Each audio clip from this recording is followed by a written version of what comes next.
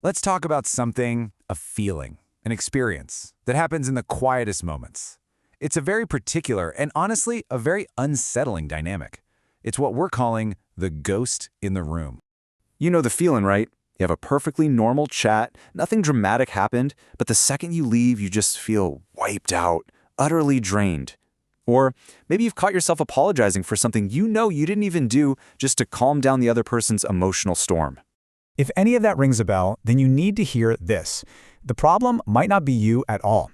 It's possible you've become an unknowing vessel, carrying the heavy emotional baggage of someone else. So, where does this all come from? Well, it goes back to the psychologist Carl Jung and his concept of the shadow.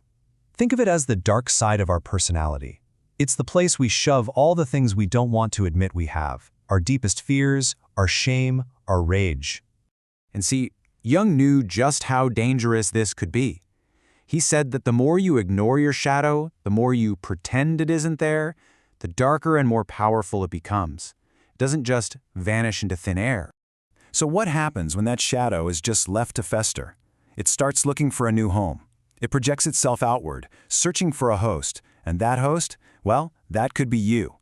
You become the silent, unseen ghost in the room, basically a blank canvas for somebody else's unhealed pain.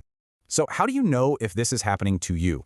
Well, this kind of psychological colonization, it leaves clues. Let's walk through 5 major signs that you've become a vessel for another person's shadow. All right, sign number 1.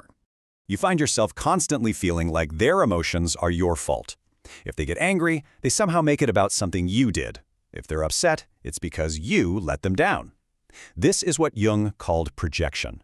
They are literally taking their own internal chaos and pinning it on you. Okay, number 2. This is a big one. You stop being you. The person projecting their shadow doesn't see you as a real, complex human being anymore. Instead, you get cast as a character in their private movie. You're either the amazing hero who's supposed to save them, or you're the evil villain who's causing all their problems. They're not relating to you, they're relating to a symbol. And then there's sign number 3.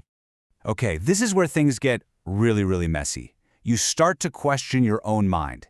They'll accuse you of the exact toxic things that they themselves are doing. So if they're being manipulative, they'll call you the manipulator. You end up replaying conversations over and over, doubting what you actually saw and heard. It's a massive red flag. Let's move on to number 4. This isn't just feeling tired. We're talking about a profound, soul-deep exhaustion that you feel after you're around them. There's a term for this. Some people call it a psychic vampire. And it's a fitting metaphor because they are literally feeding on your energy, your empathy, your attention to try and fill that empty hole inside themselves. And finally, the 5th sign. This one is crucial. You notice yourself getting drawn into the drama, acting in ways that just aren't like you. Think of it like this. They throw out emotional bait.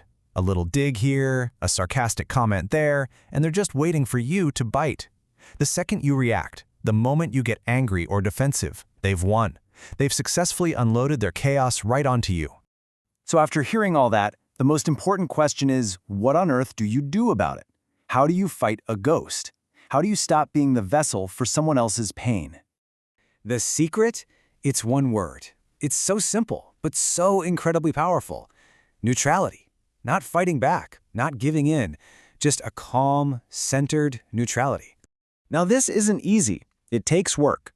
First, you have to build strong internal boundaries. You have to know deep down that your worth isn't tied to their opinion of you.